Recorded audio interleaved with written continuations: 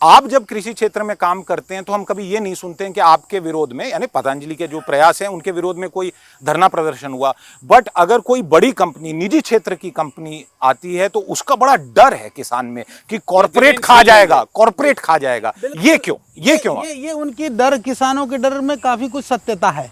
देखिए, हम काम कर रहे हैं किसानों को ट्रेनिंग देने के लिए, हम काम कर रहे हैं उसकी स्किल बढ़ाने के लिए, हम कर रहे हैं उनके क्रॉप को बाईबैक करने के लिए। हम ऐसा नहीं बना रहे कि बड़े बड़े वेयर हाउसेस बना करके सारे किसानों को, सारे अनाज को एक जगह पर लाएं, सस्ते रूप में जो है उनको किसी तरह से हम उनको कॉर्पोरेट हड़पना चाहता है, कॉर्पोरेट हड़पना चाहता है। उनको क्या करना पड़ेगा? देखिए, हड़पना चाहते हैं नहीं चाहते, पर मेरे को ये कहना है कि जब तक कोई भी कॉर्पोरेट हो या व्यापारी हो, उद्योगपति हो, किसानों की समृद्धि को प्राथमिकता पर नहीं रखेगा, वो सिर्फ अपनी समृद्धि के लिए सोचेगा, न वो देश हित के लिए है न किसानों के हित के लिए है। देखो भाई, सीधा सीधा है, एग्रीकल्चर में 2-3-5% का प्रॉफिट होता है।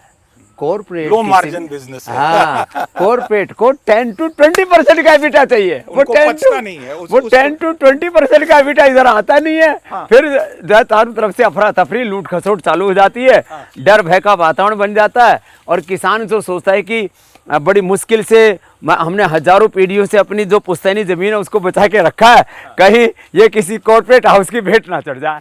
देखिए स्वामी जी, एंड हमारे व्यूअर इस बात को समझें कि स्वामी जी जितनी कुशलता से योग करवाते हैं, हमारे स्वास्थ्य के प्रति इतना काम किया है इन्होंने इतने दशकों से, एबिटा और बिजनेस को लेके भी कितने फ्लुएंटली स्वामी जी बात कहते हैं। और ये आज पहली बार ही नहीं, मैंने अभी तक 3-4 बारी स्वामी जी से साक्षात्कार की है, आचार्य जी से, और मैं ये मानता हूँ कि ये एक बहुत बढ़िया एग्जाम्पल है कि देश और धरती से जुड़े हुए व्यक्ति।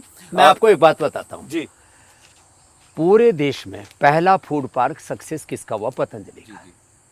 हमारा फूड का एबिटा अभी भी 3 से 5% है आज, और आपके ओवरहेड कम है।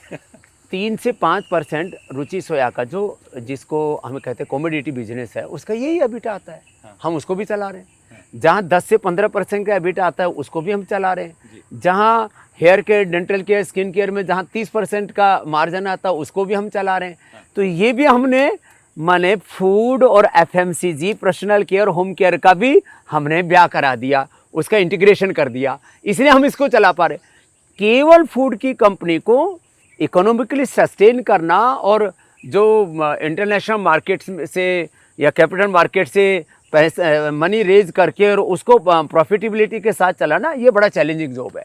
और फिर खर्चे, जैसे पूज्य आचार्य बालकृष्ण जी हो, स्वामी रामदेव, हम लोग तो 1 रुपए की भी सैलरी नहीं लेते। तो और फिर जो आपने बताया मैनेजमेंट कॉस्ट, ये हमारी बहुत नीचे रहती है। और फिर उसके अंदर वेस्टेज से लेकर के तमाम तरह के जो शोशेबाजी है, नाटकबाजी है, उससे हम दूर रहते हैं।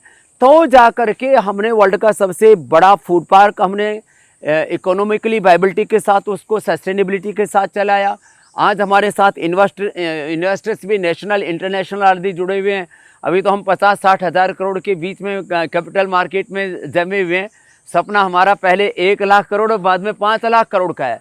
लेकिन ये जो सपना है, इसके पीछे एक बहुत दूर की दृष्टि है। बिल्कुल, किसान भी समृद्ध हो, हिंदुस्तान भी समृद्ध हो, और जो प्रोडक्ट यूज कर रहा हो वो व्यक्ति स्वस्थ भी हो।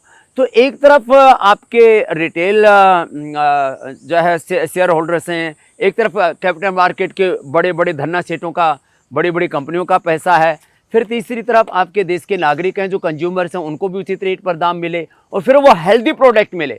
आज हेल्थ बहुत बड़ा इशू है, तो सारे इश्यूज को एड्रेस करके इसलिए मैंने एक शब्द प्रयोग किया, integrated and sustainable business growth और डेवलपमेंट। इसको लेकर के हमें एग्रीकल्चर से लेकर के सभी जो हमारे व्यावसायिक संदर्भ हैं उसमें सोचना पड़ेगा।